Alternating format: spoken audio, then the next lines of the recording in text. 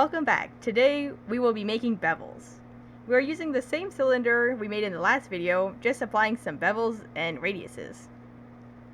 All you have to do is click on the function you want, in this case scenario, chamfer,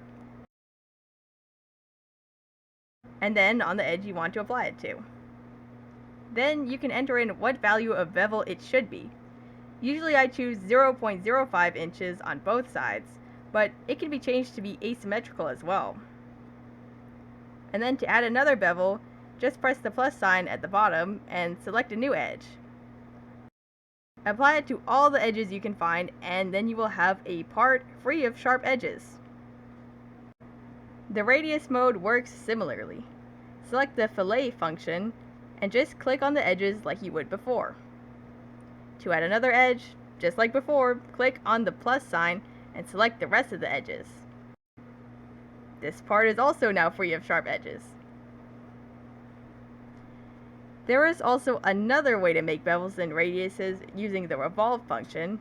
I usually do this for important features just to make sure they line up just right.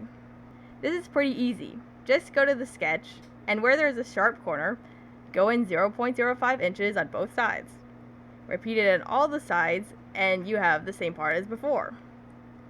This is a pretty difficult way to get the same result, but is useful for when you have to make very specific bevels.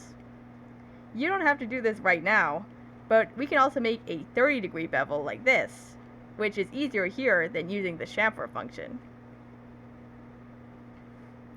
In the next video, we will make a more difficult part using this method, but this video was just to show that there is a function that cleans all the edges of the part.